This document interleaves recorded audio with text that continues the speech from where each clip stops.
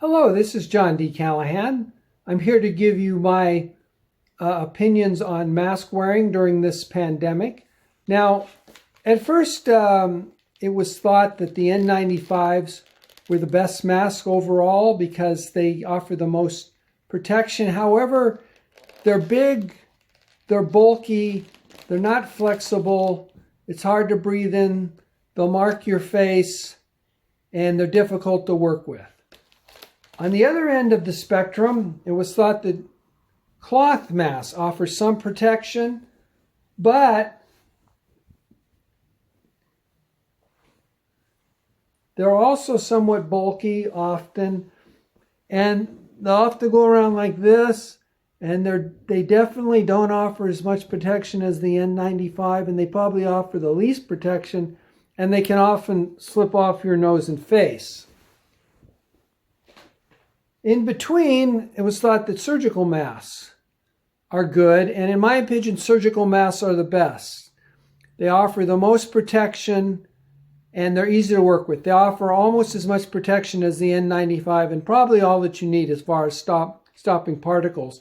Now, it's important to be more than 6 feet. 6 feet was often given as the number to stay away from other people, but increasingly, it's been shown that the virus will spread on very tiny droplets.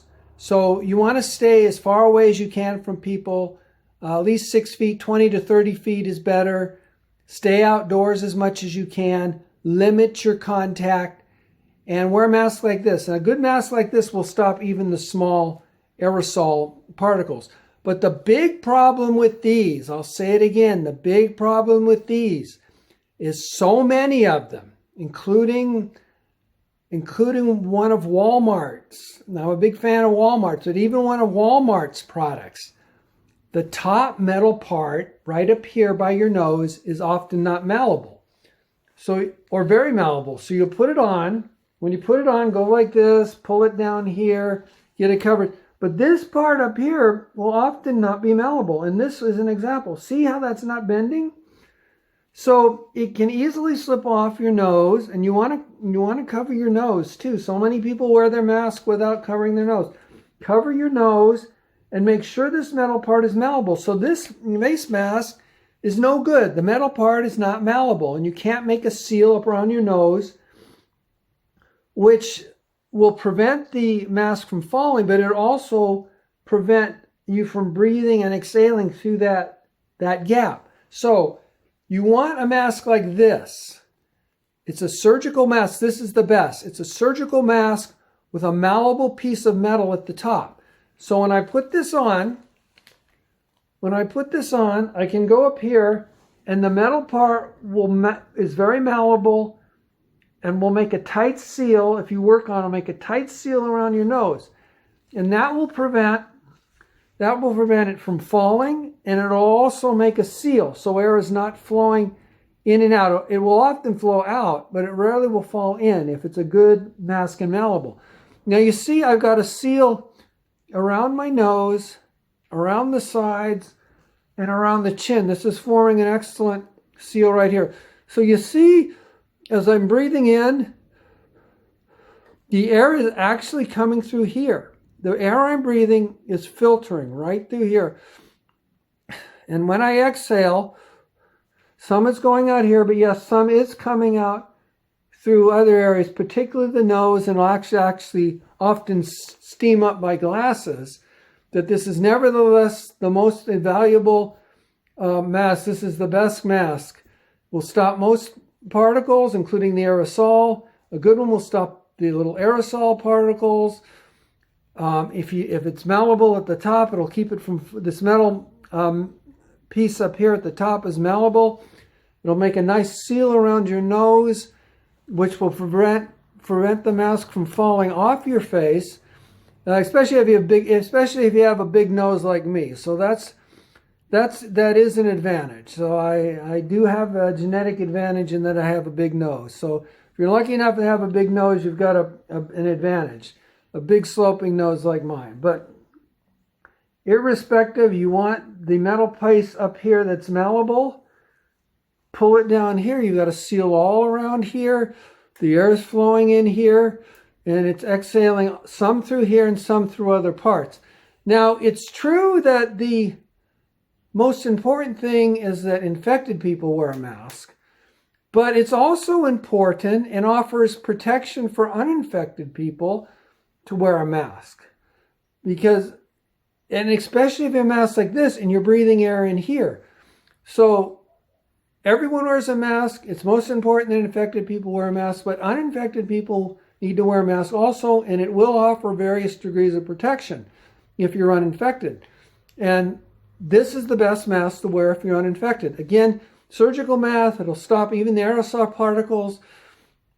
If you've got a malleable metal part up at the top, it'll seal up here, and the air will be primarily coming through here, and you can see that, and it'll prevent it from falling off your face.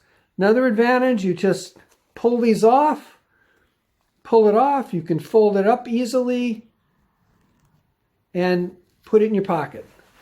Just like that. That's another big advantage. I have several. I have several in the car, several in different pockets. You can wear them more than once, but do replace them as soon as they start wearing. The best mask, you ask, where can you get one easily? Right here. I'm a big fan of Dollar Tree, and believe it or not, this is the best mask I've found. You get 2 in a package like this for $1 at Dollar Tree. So one of these costs, the one I was just wearing, that's 50 cents. This costs 50 cents. And it's surgical mask with the malleable metal piece at the top. And you can buy something for 50 cents that'll save your life. Now, another important thing is that the virus is a war of attrition. So if you get a heavy dose of virus, if you're at a bar for hours and you're not wearing a mask and you get massive amounts of virus, your body is going to be less likely to fight it off than if you're wearing something like this. You're out at a store for maybe a half hour, you're socially distanced, and a tiny bit of virus comes in, and that's your total load. Tiny bit of virus leaks in, and that's your total load. And you go home and you're staying home as much as possible. Your body is much more likely to be able to fight that off, a tiny load of virus. Not only that, you'll build up a little immunity. I'm not advocating exposing yourself to the virus at all. Get the vaccine when it comes out. But if you get a tiny load of virus, you're much more likely to be able to fight it off than a massive load. So that's another reason to wear a mask and do all the things that are advised as far as social distancing. But once again, it appears more and more that virus can be spread through very tiny particles. So you want to stay more than 6 feet away. Wear your mask, social distance, stay home. Stay home if you start to feel ill, and do all the other things you're advised. But anyway, that is my advice on masks during the pandemic. Thanks again. This is again John Callahan.